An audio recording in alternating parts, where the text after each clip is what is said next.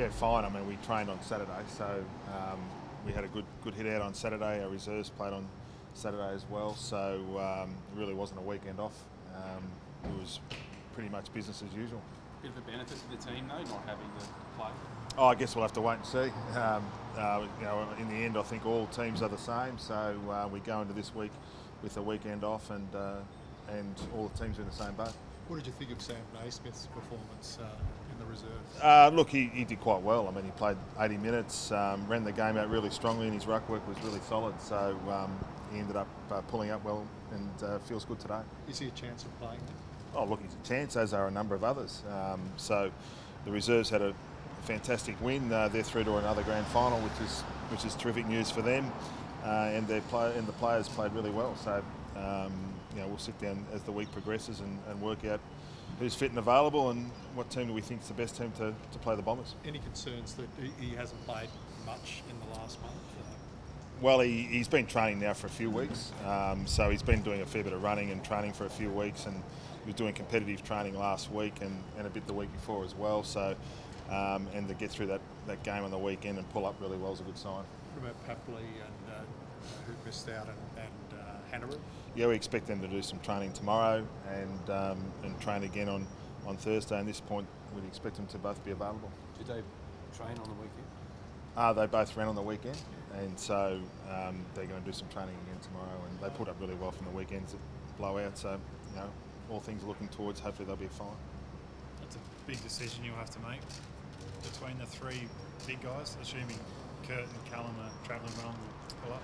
Yeah, look, we hope to get to that point later in the week. As has been normal situations this year, we don't really have the match committee meetings until after our last training session. So we're not quite sure who's going to be available, how they all pull up, and we don't have that discussion really after our last training session. So we tend to do that when all the facts are presented in front of us, and that's obviously after the last session.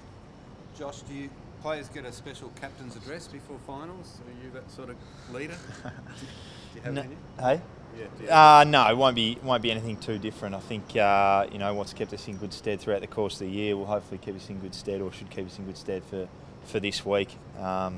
So it'll be a narrow focus and specifically on Essendon, obviously, and looking forward to the game. What about some of the younger guys, Josh, like Lewis Melican preparing for his first final? Have you had a chat with any of them?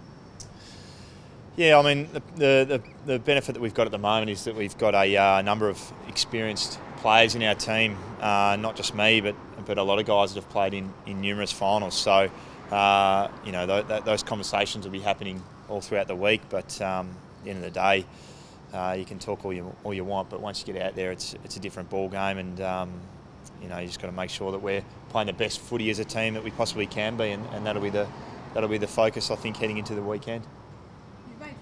The start of the season was a bit shaky, obviously. Are you surprised that you've made finals, or have you always had faith in the team, obviously, being captain? No, always had faith, or there was always belief that we were good enough if we could put it together. And I guess now at the moment, I haven't really reflected on it too much.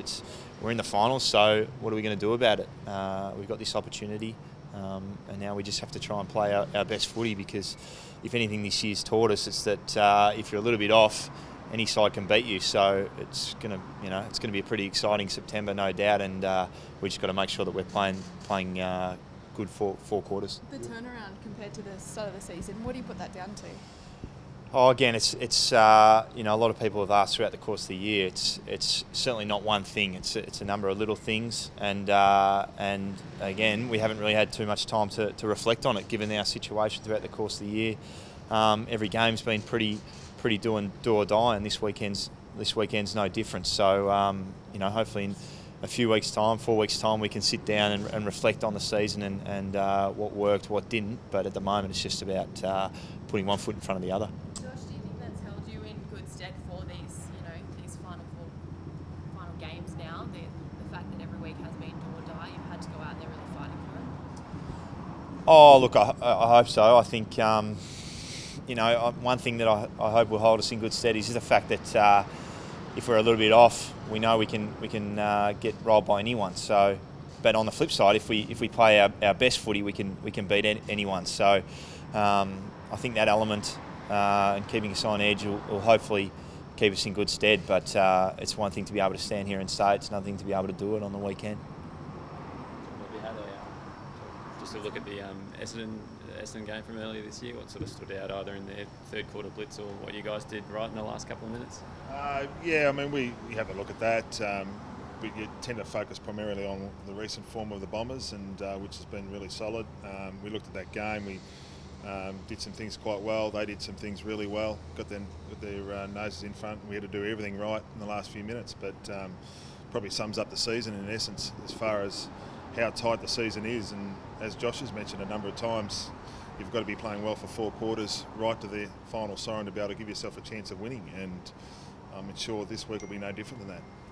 Potential for a big day out. Sorry. Is there a bit of a different feeling you're going in as captain this time around? Yes, you've got the experience of finals, but how are you feeling personally? I'm feeling good, but again, as I said during the year, I feel the same responsibility as I have in previous years to be able to play well and take confidence in the leadership group and the senior players that I have, that we have around us. So, it's going to take every one of us, all 22 that take the field on Sunday to get it done. It's certainly not going to be one player that's going to get us over the line. Saturday night's turn into a potentially big day for Swan supporters with the NEAFL Grand Final on after the match. You've got a lot of players that have played senior football, and how important has that depth been to this season for the Red and Whites? Oh, it's been critical. I mean, we had 6 debutants in the first 5 weeks, which is important, on top of 7 debutants we had last year. So we try and make sure we continue to develop those younger players, provide them with opportunities and experience and roles at senior level, as well as trying to win every week. And that's not an easy balance, but we try and do that every week. This week's no different.